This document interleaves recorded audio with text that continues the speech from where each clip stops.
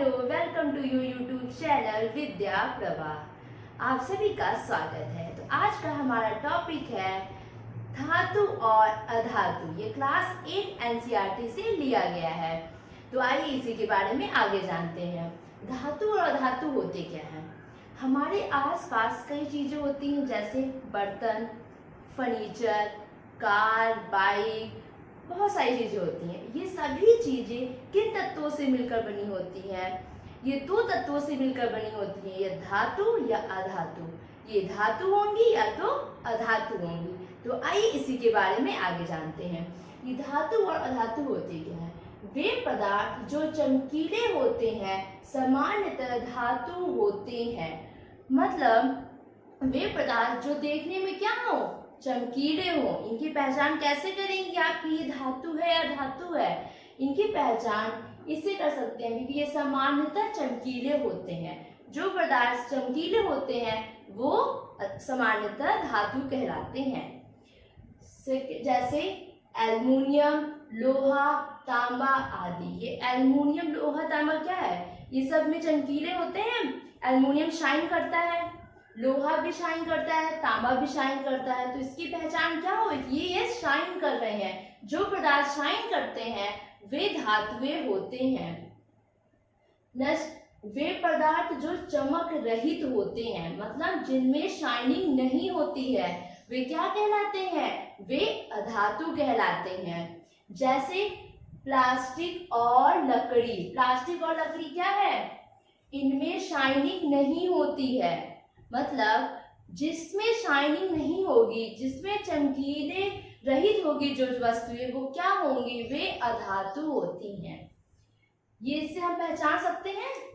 अब आगे देखते हैं धातु और अधातु के भौतिक गुण। इनके भौतिक गुण क्या क्या हो सकते हैं? तो आइए देखते हैं पहला पॉइंट, भौतिक अवस्था। सामान्यतः पर धातुएं ठोस होती हैं। एग्जाम्पल लोहा, तांबा। ये क्या है? लोहा और तांबा कैसी होती हैं? ठोस होती हैं। तो ये क्या है? इनकी भौतिक अवस्था कैसे हुई है? ठोस है। इसका एक अपवाद भी है। अपवाद क्या है? पारा। पारा क्या होते हैं? पारा ठोस नहीं होती है, फिर भी ये धातु है। मतलब जरूरी नहीं है कि जो चीजें ठोस है वो धातु ही होंगी, क्योंकि देखिए इसका अपवाद हुआ ना, पारा। पारा क्या हुआ? पारा धातु है पर वो ठोस नहीं होती है। जबकि अधातुएं ठोस, द्रव, गैस तीनों अवस्था में होती हैं। मतलब जो अधातुएं हैं वो ठोस भी होती हैं, सॉलिड भी होती हैं, लिक्विड भी होती है और गैसी अवस्था में, तीनों फॉर्म में हो सकती हैं। जैसे ठोस, ठोस में क्या है?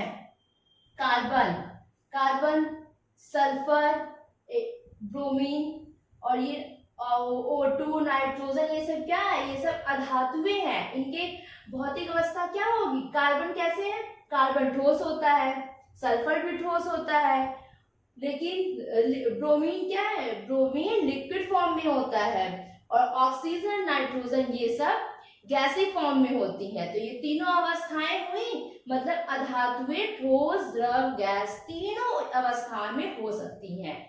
लेकिन धातुएं सिर्फ ठोस अवस्था में होती हैं सामान्यतः, क्योंकि एक अपवाद भी है पारा का। तो आगे देखते हैं, सेकेंड पॉइंट है चमक। धातुओं में विशेष चमक होती है जिसे धात्विक चमक कहते हैं। जब आप सोना लेते हैं, चांदी लेते हैं, ये सब क्या होती है? इसमें एक शाइन होता है, एक चमक होती है। इसी चमक को कहते हैं धात्विक चमक। और ये चमक देखिए आगे लिखा हुआ ना, जैसे सोना, चांदी, तांबा, एल्युमिनियम, इन सब में एक शाइन होता है। इसी को कहते हैं शाइन को धात्विक चमक। तभी तो इसकी वैल्यू ज्यादा हो जाती है, क्योंकि इसमें शाइन होता है। इसका एक अपवाद है हीरा व आयोडीन। इसमें क्या है? हीरा और आयोडीन भी शाइन करते हैं, लेकिन ये धातु नहीं होते हैं। ये अधातु होके भी शाइन कर रहे हैं, इसीलिए इसको अपवाद की श्रेणी में रखा गया है। थर्ड पॉइंट है ध्वनिकता। अध्वनिकता में क्या होगी? धातुओं पर आघात करने से विशेष धात्विक ध्वनि उत्पन्न होती है। मतलब जो धातु होंगे उस पे जब आप आघात करोगे, मतलब जैसे किसी दूसरे चीज से, ठोस चीजों से जब आघात करोगे, उस पर पीटोगे, तो उस पर क्या होगी, एक आवाज आती है, ध्वनिकता होती है इसमें।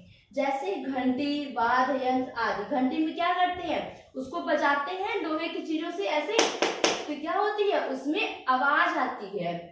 और वाद्य यंत्र, जो हम वाद्य यंत्र बजाते हैं, उसमें भी धातुओं की तारें लगी होती हैं, जिसके कारण वो बजता है, इसमें आवाज होती है।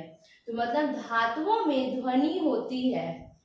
अधातुओं को टकराने या पीटने पर विशेष ध्वनि उत्पन्न नहीं होती। मतलब जब आप धातुओं को टकराओगे या उस पे पीटोगे तो उस पे आवाजें आएंगी, ध्वनि उत्पन्न होगी, लेकिन अधातुओं को पीटने या आघात करने पर उसमें ध्वनि उत्पन्न नहीं होती है।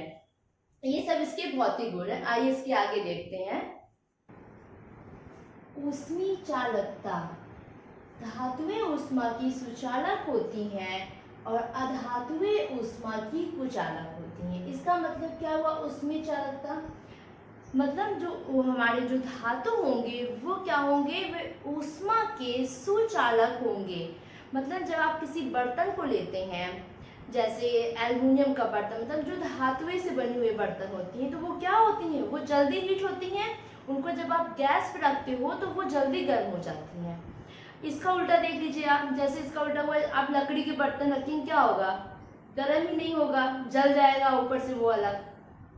प्लास्टिक का रख दीजिए, किसी चीज का बना, तो क्या हो, प्लास्टिक बहुत कम गर्म होता है, बहुत ही टाइम बाद गर्म होता है। लेकिन अगर तांबे का, अगर आप स्टील का रखते हैं, एल्युमिनियम का, तो वो जल्दी गर्म होता है। क्यों, क्योंकि धातुएं ऊष्मा की सुचालक होती हैं। चांदी सर्वोत्तम चालक है। मतलब जो चांदी होती है वो सबसे ज्यादा सर्वोत्तम चालक माना गया, क्योंकि वो जल्दी गर्म होती है। और सीसा सबसे कम, मतलब सीसा को सबसे कम चालक माना गया। मतलब सीसा बहुत टाइम बाद ही गर्म होता है, वो बहुत टाइम लेता है। अधातुएं ऊष्मा की कुचालक होती हैं। मतलब बताया ना, अगर आप अधातुएं मतलब लकड़ी का लेते हैं, प्लास्टिक लेते हैं, जो अधातुएं चीजें हैं, तो वो क्या होती है, वो बहुत ही टाइम लेती हैं गर्म होने में। अब देखते हैं दूसरा, आघात वर्धनीयता। आघात वर्धनीयता मतलब क्या होता है कि जैसे उसको पीटने पर, मतलब आघात करने पर उसमें फैलाव आए, मतलब तन्यता आए, वो फैले, इसी को कहते हैं आघात वर्धनीयता। ये गुण किसमें पाया जाता है, ये गुण धातुओं में पाया जाता है। आपने देखा होगा एल्युमिनियम का या फिर स्टील का जो तार होते हैं, वो क्या होते हैं, उसको जब पीटते हैं, एल्युमिनियम को पीट पीट कर एक शीट बना दी जाती है, एक फिर उससे पतले पतले तार बनाए जाते हैं। ये गुण किसमें होता है, ये गुण धातुओं में होता है। जैसे एल्युमिनियम मैंने बताया अभी। और अधातुएं क्या होती हैं, अधातुएं में भंगुरता पाई जाती है। जैसे कोयला, कोयला को आप क्या करोगे, जब कोयला को आप पीटोगे तो क्या होंगे, वो फैलेंगे नहीं, वो टूट जाएंगे, क्योंकि उनमें भंगुरता का गुण पाया जाता है। अब आते हैं विद्युत चालकता। धातुएं विद्युत की सुचालक होती हैं। मतलब जब आप धातुओं में विद्युत का प्रवाह कराओगे तब वो आसानी से हो जाएगा। लेकिन जबकि अधातुएं विद्युत की कुचालक होती है, लेकिन अधातुओं में जब विद्युत का प्रवाह कराओगे तब वो नहीं होता है। आप एक प्रयोग की तरह समझ सकते हैं। जैसे इसमें तार लगाए गए हैं, इसको कुंजी और बैटरी के माध्यम से स्विच लगा के ये बल्ब को लटकाया गया है। इसमें जो तार लगाए गए हैं, इनके बीच में हमने एक धातु का तार लगाया है। जब इसमें हमने विद्युत का प्रवाह कराते हैं तो ये विद्युत का प्रवाह आसानी से हो जाता है। ये तारों में भी होता है और जहाँ पे धातु लगाया गया है वहां पे भी प्रवाह होता है।